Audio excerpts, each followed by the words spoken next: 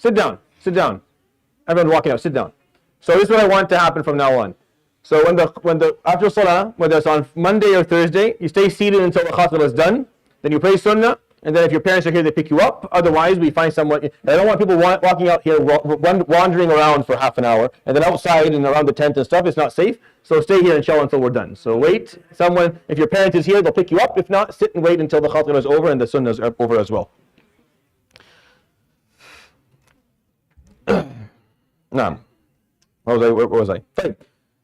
أما بعد فهذه ليلة الجمعة ليلة عظيمة مباركة يسن فيها الإكثار من الصلاة على سيدي مولاي رسول الله وعلى آله وصحبه ومن والاه من كل عمل صالح. The night of Jumu'ah, it's a blessed night. The barakah on this night. The sunnah is to increase your salah upon the Prophet عليه الصلاة والسلام in every good deed.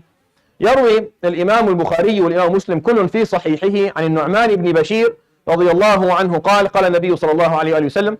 The hadith tonight, collection of both Bukhari and Muslim, narrated to us by Nu'man ibn Bashir, and it's the theme is still the etiquettes of Salah. And this is an important etiquette. I'm going to narrate two hadith for you, and I think it's important to comprehend appropriately. So what he said عليه الصلاة والسلام in this hadith, قال لتسون بين صفوفكم أو ليخالفن الله بين وجوهكم. And then the narration of Ahmad and Abu Dawud, he said ليخالفن الله بين قلوبكم.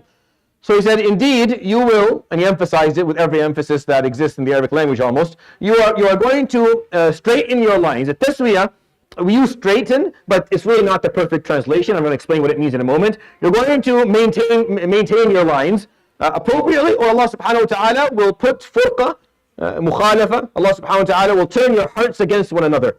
When you use that wording, meaning Allah subhanahu wa ta'ala will send you in separate directions. He will will make sure that you get divided amongst yourselves. In another hadith narrated by Imam Ahmad, عن جابر بن سمرة, the Prophet عليه الصلاة والسلام said, ألا تصفون كما تصف الملائكة عند ربها. Why don't you stand in your prayer as Allah subhanahu wa ta'ala, as the malaika do when they praise their Lord, عند الله سبحانه وتعالى. فقلنا كيف تصف الملائكة عند ربها. We asked, how does the malaika do this in the presence of their Lord. فقال يسوون الصفوف ويتراصون فيها.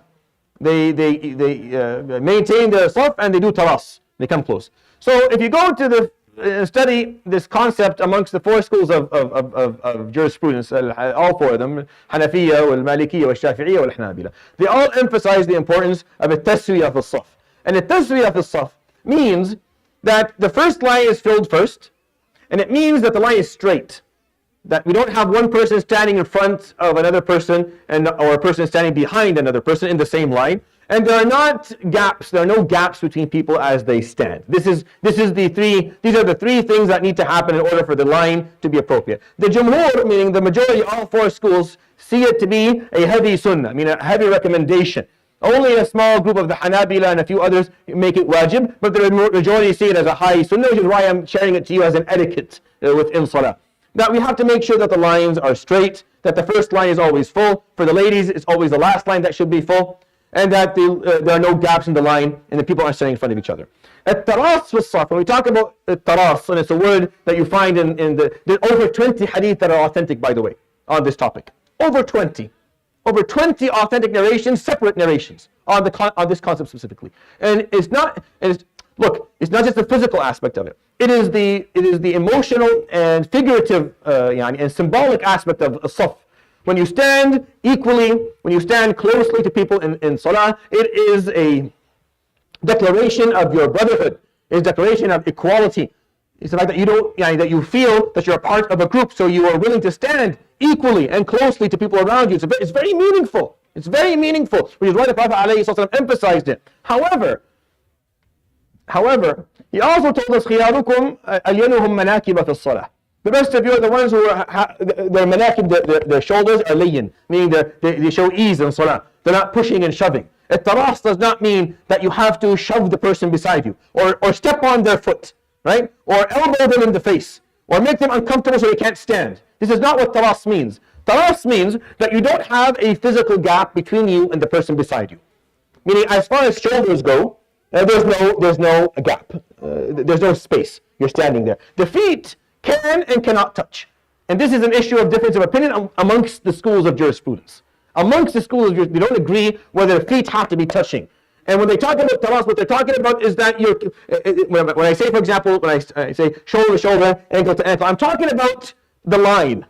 I'm talking about the equilibrium of the line. I'm not talking that your ankle has to shove the ankle of the person beside you. That's not what I'm talking about. I'm talking about that there should be equilibrium. That we shouldn't have different distances between people, and so one person in front and one person behind. And that the shoulders are also on the same level. This is what التسوية في الصف and التراص في الصف means. So you make sure there's no space. The legs and the feet don't matter. Every madhab is different. The Hanabila, they look for basic contact between the edges of the feet. The Hanafiya don't. They stand and they don't open their feet as their shoulders. They keep it closer. So this is an aspect of fiqh where there's difference of opinion. What they don't differ upon is that when you stand, your shoulder is in contact with the shoulder of the person beside you. Right? There's no gap. Right? And when you look down, we're all standing in the same line. So the line is straight and there's no gaps, and the first one is full. Those are the three things that we look for when we're praying. So when you're coming in for this message, for example, the first line you start behind the imam and go in both ways. The lines after start at the end. Start at the end and finish the line this way, because there's only one entrance and it's to the right of the masjid. So if you start in the middle, then after a while the people will come in, there's no way for them to get over there, and you have 3 or 4 so start at the... If the masjid opened from behind, then yes, you would start in the middle and then go to the right and then go to the left and make the balance. But because the masjid only opens from one side, you have to start from the end, especially in the second line or third line, you start over there. The sisters start at the behind, at the back line, and then they build the line in front and build the line in front and keep a small pathway at the side of the wall. The same thing the brothers keep a small pathway at the side of the wall so people can get in and get out. Aside from that, you have to look at yourself in the line. Every time you get up and every time you go down, when you come up from your salah, from your sujood, you stand up, look down for a second, make sure that there's equilibrium, make sure that the line is straight, make sure your feet are... Now the reason I say put your toes here is because we tried the akab. We tried this. When I first opened this place 2.5 years ago, 3 years ago, I said, okay, everyone put their heels on the line. And it was a complete mess. The lines looked like a 5-year-old tried to draw a crocodile. It was not good. No one could do it, so he said, all right, put your toes up front.